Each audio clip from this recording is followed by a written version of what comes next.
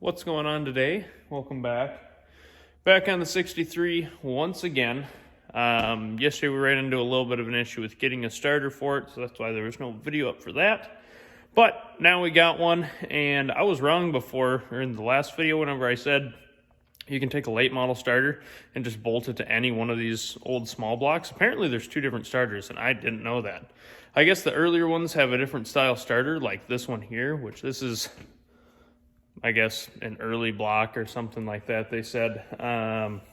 So I'm gonna, show you the difference between that real quick so you guys don't mess that up. All right, so I guess that the starters that have the bolt holes straight across like this, you can't get the late model starter for it to bolt on to there. I guess these early ones, well, obviously it's gonna be a different bolt pattern. So instead of one directly across from each other, it's got one there, and then it's got like the other one like over here. So they're diagonal from each other instead of straight across. So just keep that in mind, I guess. Like I even looked up a starter for a 70s pickup truck, and it came with the bolt holes that were across like this. So I had to get a starter for a 66 or 67 327, and that's what this is, and it bolts to the block. So I'm assuming that they built this motor from a 327 block. So that's my guess anyway. I'd have to run the numbers on the block, but yeah. So I'm gonna go ahead and I'm gonna slam this guy in here, and then we're gonna see if we can't get this thing to actually turn over a little bit faster than, so, yeah. Another thing I want to mention is we got a whole bunch of people being on there, don't you know what a hot battery is? Yeah, both of the batteries that we use, they're both brand new batteries that came out of, cars that, hit the key, fires right up. Starts great, test them, both at 12.4 volts. Good hot batteries. They load tested great and everything too, so there's nothing wrong with those batteries. It's just the starter's junk. So yeah, so we're gonna throw this starter in there, and I'm gonna prove my point. Hey Tim, what did we do? We wrecked a brand new starter. That's right, we did wreck the brand new starter. So I put it in and just went to give a little test on it, and yeah, it broke already, so that's cool. So we are currently waiting for another one. We moved the car over to the lift just for ease of changing this guy out. Yeah, I'm pull the valve covers off just to check everything underneath there and stuff. So cross our fingers this new starter doesn't break right away. Third time's the charm. Yeah, third time's the charm. So I'm gonna pull valve covers off. I'm gonna recheck valves, everything like that, just to kind of go through everything and check. But it should run, in theory. So yeah. Also, I ordered the fuel line adapter deal for this thing as well, and a few other little things like the lug nuts for those wheels and all that kind of stuff. So I'm gonna just double check on a whole bunch of things here, and hopefully with this new starter we get it to run. All right, so we got the new starter in. I pulled the valve covers off, just check everything over. You see what that says up there? Small block Chevy's distributors spin clockwise, not counterclockwise like I, for some reason thought. And Jordan's like, hey, don't these spin clockwise? And I'm like, I don't think so. I think they spin counterclockwise. Well, it turns out I had the freaking firing order backwards because I'm an idiot. So now it's right. So let's see if this thing will freaking crank up. I'm really hoping that it does. It should. We're on the normal firing order because there's, Christian had pointed out, there's a couple different cams that. Yeah, switch firing order, whether it's the 2 and 3 or the 4 and 7. But those are kind of rare and not used very often. So we're gonna fire this thing up and see if everything works. Yeah. Fingers crossed. Fingers crossed. Hopefully we got oil pressure and all that kind of stuff. So Bowls are full. Bowls are full. Let's get them up on the stand and go. All right. Sorry for the crappy shakiness here. I mean, it's pretty great. Pretty high-tech stand we got. All right. Let's try this again.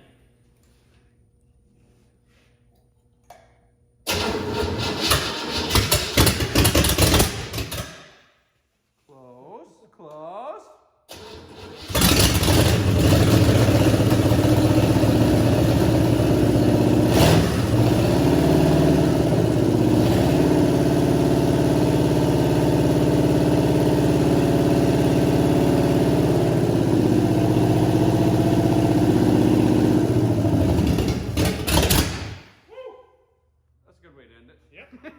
Pretty sure I don't have any eyebrows anymore. That's good though. We just wanted to test fire, so Yeah. that's good. awesome. Heck yeah. Cool. So it works better. Yeah, it works a lot better whenever, you know, it's going the right way. I mean, I'm just saying. Well, it was always going the right way. Well, I'm talking the firing order itself. It was you that wasn't. Yeah. I mean, that helps. But awesome. This thing runs. It sounds good. It's got. It has oil. It sounds healthy. It does not sound good because it's open. Or open manifolds. So I like the fireball for the ending. That's awesome. Yeah, that'd be the cover for sure. So yeah, that's awesome. Glad we got this thing to run. I know this is kind of a short video, but it's been a short day. We were out doing some other stuff today. We did get this moved from the center bay to the lift bay. Yeah. So now we can get some underneath stuff, and we got to get some stuff underneath the bumper taken off to be able to take the fenders off, to be able to take the doors off, so we can get those rust-free parts on. Yeah. Didn't really realize it until we got over to this point. There's no drive shaft. There's no correct radiator. So yeah, this is the wrong radiator. It's like that much too tall. So also, some people out there who know more stuff than we do. This radiator has the top one, the inlet there on the passenger side, left side. I don't know of anything Chevy this older era that does that, so we don't know if this is actually a Chevy radiator. So if anyone can give some information, that would be handy. So, but with that being said, we're gonna try and find radiator out at Cooley's, or other videos you guys have seen, and then a drive shaft. No.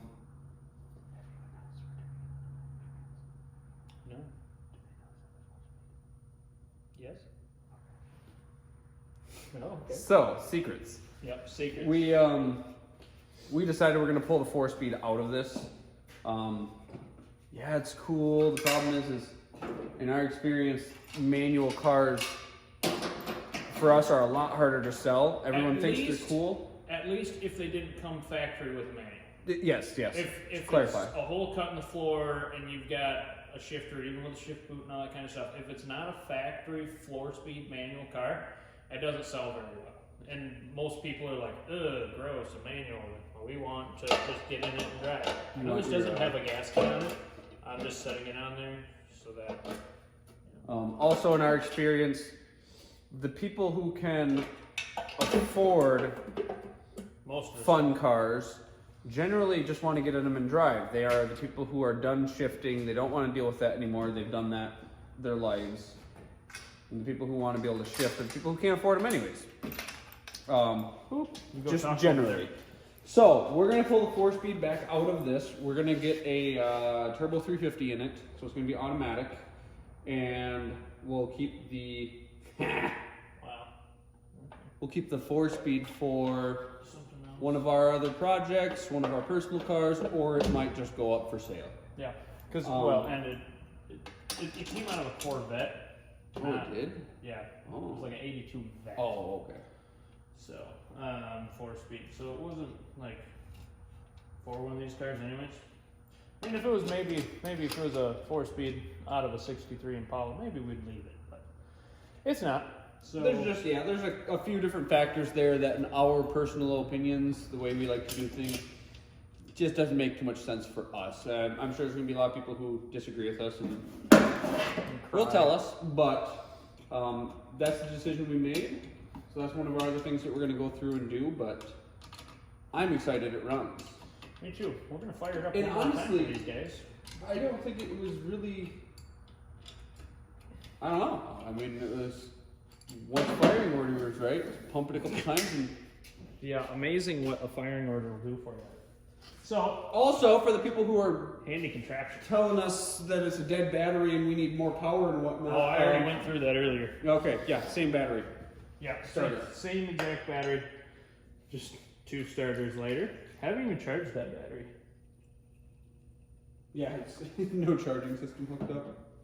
No wires. This is a wireless Bluetooth alternator. And we're full. Look into them. Yeah. Get yourself one. Short little run. One more time. Yeah, just do that, guy.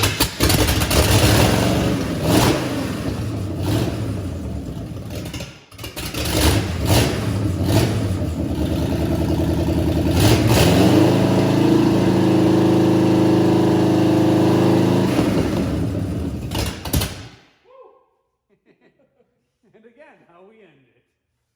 Perfect. Totally did that on purpose. Yeah, oh yeah, definitely. Well, Yo, cool, Lennon. guys.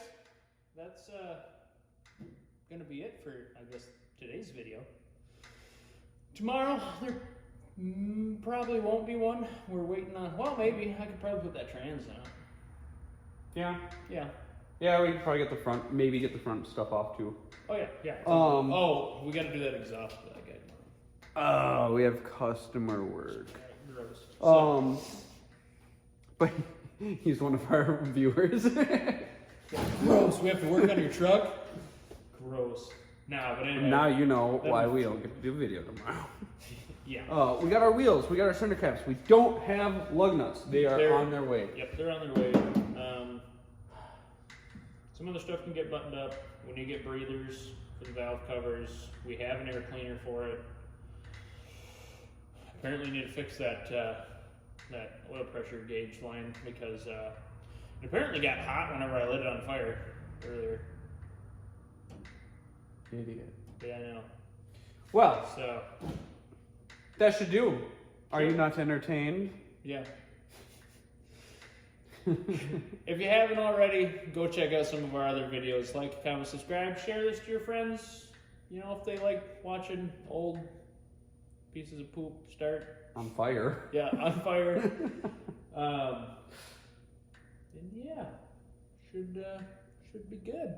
But anyway, y'all have a good night, and we're getting out of here. Bye.